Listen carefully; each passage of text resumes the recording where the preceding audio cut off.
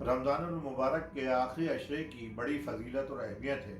ये अशरा जहन्नुम की आग से आज़ादी, एतिकाफ़ जैसी इबादत के साथ साथ इसी अशरे की किसी ताक रातों में 21, 23, 25, 27 या 29वीं रात से एक रात शब क़द्र या लैलतुल क़द्र होती है। शब क़द्र बड़ी बाबरकत और फजीलत और अहमियत वाली रात है। इस रात के बारे में कसरत से हदीसों में बताया गया है। अल्लाह ताला ने कुरान करीम में पूरी एक सूरत नाजिल फरमाई है और इस सूरत में इस रात की अहमियत और फजीलत बयान फरमाई है। इस सूरत का नाम सूरतुल क़द्र है। शब क़द्र का मतलब ये है कि वो रात जिसकी अल्लाह के नज़दीक क़द्र मंजिलत हो, वो सूरत का नाम है इन्ना अंज़लना। शब क़द्र जैसी अजीम व बाबरकत वाली रात नबी करीम सल्लल्लाहु अलैहि वसल्लम की फ़िक्र के नतीजे में सिर्फ उम्मत मोहम्मदिया को मिली, जो किसी दूसरी उम्मत के हिस्से में नहीं आई।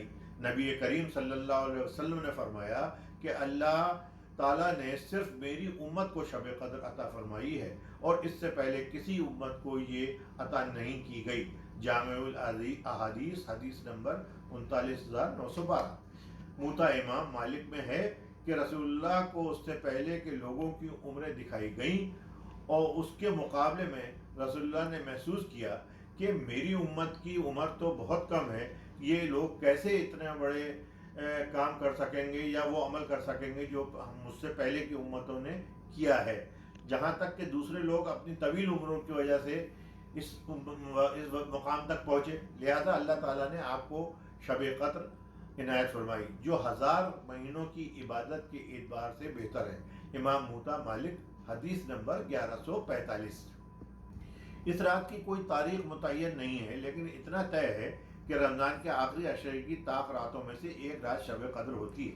एक बार रसूलुल्लाह सल्लल्लाहु अलैहि वसल्लम अपने सहाबा किराम रज़ियल्लाहु ताला अन्हुम को शब क़द्र की इत्तला देने के लिए तशरीफ़ ले जा रहे थे, तो आपने दो आदमियों को आपस में लड़ते हुए देखा।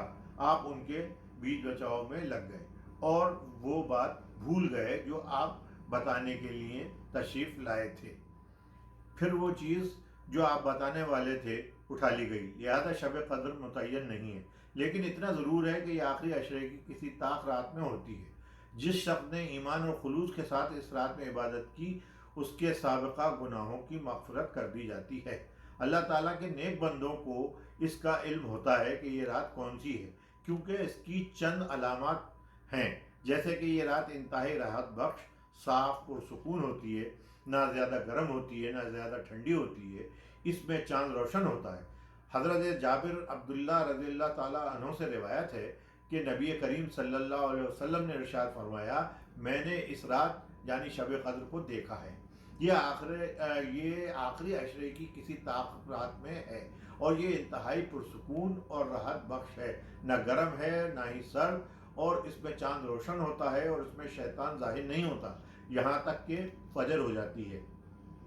अल मंशूर आयत नंबर 571। हज़रत अनस रज़ी अल्लाह अन्हु से रिवायत है कि शब क़द्र में हज़रत जिब्राईल फरिश्तों के एक ग्रोह में ज़मीन पर आते हैं और जिस किसी शख्स को इबादत में मशगूल देखते हैं उसके लिए दुआ मग़फ़िरत करते हैं। बयानुल कुरान। यहाँ तक तो मैंने आपको शब क़द्र के बारे में बताया। अब मैं कुछ एतिकाफ़ के बारे में बता रहा हूँ। एतिकाफ़ माह रमज़ान की खुसूसी इबादत में से एक इबादत है। हर तरफ से अलग होकर दिलो दिमाग को दुनियावी बातों से अलग करके अल्लाह की राह में लो लगा कर बैठ जाने को एतिकाफ़ कहते हैं। इसका सबसे अफजल वक्त माह रमज़ानुल मुबारक का आखिरी अशरा है। हज़रत अली करमुल्लाह वजहू से रिवायत है कि हुज़ूर अकरम सल्लल्लाहु अलैहि वसल्लम ने फरमाया कि जिसने रमज़ान में 10 दिन एतिकाफ़ कर लिया वो ऐसा है जैसे 2 हज और 2 उम्रे के बराबर। शुएबुल ईमान जिल्द नंबर 3 सफ़ा 425। हज़रत आयशा सिद्दीक़ा रज़ी अल्लाह ताला अन्हा फरमाती हैं कि हज़रत सल्लल्लाहु अलैहि वसल्लम हर साल रमज़ानुल मुबारक के आखिरी अरशे में एतिकाफ़ फरमाया करते थे। बुखारी और मुस्लिम शरीफ की हदीस है। इसलिए अगर अल्लाह तौफीक दे तो हर मुसलमान को इस सुन्नत की बरकतों से फ़ायदा उठाना चाहिए। जहाँ एतिकाफ़ के चंद मसाइल आपके सामने अर्ज़ करना भी ज़रूरी हैं, जैसे रमज़ानुल मुबारक के आखिरी अशरे का एतिकाफ़ सुन्नत किफ़ाया है। अगर मोहल्ले के कुछ लोग उस सुन्नत को अदा करें तो मस्जिद का हक़ جو اہل محلہ پر لازم ہے ادا ہو جائے گا، اور اگر مسجد خالی رہی اور کوئی شخص اعتکاف پر نہ بیٹھا تو سب محلے والے لائق عذاب ہوں گے۔ جس مسجد میں پانچوں وقت کی نماز باجماعت ہوتی ہو اس میں اعتکاف کے لیے بیٹھنا چاہیے۔ اعتکاف میں قرآن مجید کی تلاوت، درود شریف کا ذکر و تسبیح، دینی علم سیکھنا سکھانا، صحابہ کرام اور بزرگان دین کے حالات پڑھنا۔ اپنا معمول رکھیں، غیر ضروری بات کرنے سے پرہیز کریں۔ ضروریات بشریہ یعنی پیشاب، رفع حاجت اور غسل کے لیے باہر جانا جائز ہے۔ اس طرح اگر گھر سے کھانا لانے والا کوئی نہ ہو تو کھانا کھانے کے لیے بھی گھر جانا ضروری ہے، لیکن فوراً واپس مسجد آ جائیں۔ اعتکاف میں بے ضرورت دنیاوی کاموں میں مشغول ہونا مکروہ تحریمی ہے، مثلاً بازار جانا، باتیں کرنا، موبائل پر چیٹنگ اور نیٹ دیکھنا، یا اعتکاف کے دوران بحث و مباحثے میں پڑھنا وغیرہ وغیرہ۔ رمضان المبارک کے 10 دن اعتکاف پورا کرنے کے لیے ضروری ہیں۔ یہ 20 تاریخ کو سورج غروب ہونے سے پہلے مسجد میں اعتکاف کی نیت سے داخل ہو جائے، کیونکہ 20ویں تاریخ کا سورج غروب ہوتے ہی آخری عشرہ شروع ہو جاتا ہے۔ اگر سورج غروب ہو گیا تو اعتکاف مسنون نہ ہوگا۔ اعتکاف کے لیے روزہ رکھنا بھی شرط ہے۔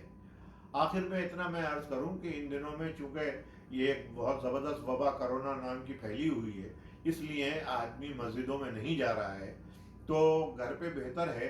اعتکاف تو نہیں ہو سکتا کیونکہ اس کے لیے مسجد میں ہونا بھی ضروری ہے، اور اس مسجد میں جس میں پانچوں وقت کی نماز ہو، تو ظاہر ہے کہ یہ کام نہیں ہو سکتا ہے۔ اس لیے آپ گھر پہ بیٹھ کے اور جو عبادتیں ہیں وہ کریے۔ اللہ تعالیٰ آپ کی ان عبادتوں کو قبول کرے گا، اور وہ اعتکاف کے برابر ہی میں سمجھتا ہوں ثواب عطا فرمائے گا۔ وہ تو نقطہ نواز ہے، جس کو چاہے نواز دے۔ وآخر الدعواہم ان الحمد رب العالمین۔